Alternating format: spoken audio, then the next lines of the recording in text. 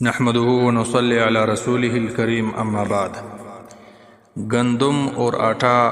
بطور قرض لینا دینا اور گندم کے بدلے میں آٹا دینے کا شرعی حکم۔ گندم اور آٹے کا ادھار لینا دینا ہمارے علاقوں میں بلکہ عام علاقوں میں اس طرح رائج ہے، معروف ہے کہ بعض لوگ گندم کی کاشت کرتے وقت تخم کے لیے، بیج کے لیے کسی سے معلوم مقدار کی گندم لے کر کہتا ہے کہ بعد میں اتنا ہی گندم دے دوں گا۔ اسی طرح گھروں کے اندر خواتین کی عادت ہے کہ بوقت ضرورت معلوم پیمانے پر ایک دوسرے سے آٹا لے کر بعد میں اتنا ہی آٹا واپس دینے کا عقد کرتی ہیں، لیکن ان دونوں صورتوں میں لوگ اس معاملہ کو نہ تو قرض کا نام دیتے ہیں، نہ بیع اور خرید و فروخت کا نام دیتے ہیں، بس ادھار کا معاملہ کہتے ہیں، مطلق معاوضہ کے طور پر لیتے دیتے ہیں۔ اس کا شرعی حکم کیا ہے؟ شرعاً یہ معاملہ گندم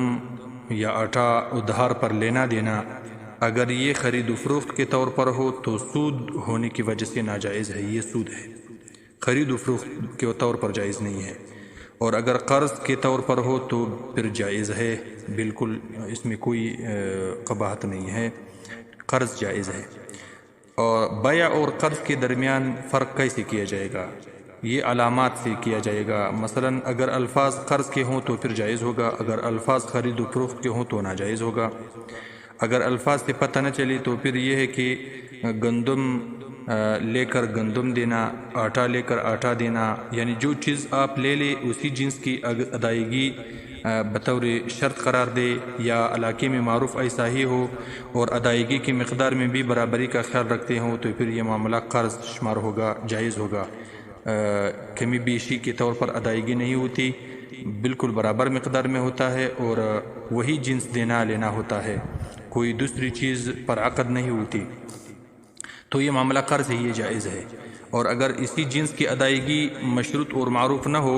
بلکہ یہ ہے کہ مثلا گندم دے دے تو پھر جوار وغیرہ دینا بھی ہوتا ہے، کوئی اور جنس بھی کیلی یا وزنی چیز بھی ادا کی جاتی ہو تو پھر، یا پھر ایسا ہو کہ مقدار کی ادائیگی میں برابری کا خیال نہ رکھتے ہوں، کمی بیشی کرتے ہوں تو پھر یہ معاملہ بیع شمار کیا جائے گا اور یہ سود ہوگا اور ناجائز ہوگا۔ اگر گندم یا آٹا بطور قرض کوئی شخص قرضہ لے لے، پھر ادائیگی کے وقت کسی دوسری چیز پر لینے دینے پر قرض خواہ کو راضی کر لے کہ آپ سے میں نے گندم لے لیا تھا، آٹا لے لیا تھا، اب تو میں نے گندم واپس کرنا ہے، اگر آٹا لے لیا ہے تو آٹا میں نے واپس کر دینا ہے، لیکن آپ اس پر راضی ہو جائیں کہ میرے پاس آٹا نہیں ہے، میری کوئی مجبوری ہے تو میں پیسے دے دوں گا، کوئی اور چیز دے دوں گا، اس طرح اس کو راضی کر لے بعد میں، تو پھر یہ درست ہے، یہ جائز ہے۔ لیکن پہلے سے یہ نہ کہہ دینا، پہلے سے یہ نہ یہ ذہن میں ہو نہ الفاظ میں ہو کہ پھر بعد میں کوئی اور چیز دے دینا، اس طرح نہ ہو۔ تیسرا مسئلہ یہ ہے کہ گندم کا تبادلہ آٹے سے کرنا، یہ پیمانے کی صورت میں باہر صورت ناجائز ہے۔ پیمانے کی یعنی جب وزن نہ ہو، وزن کے بغیر یہ ناجائز ہے،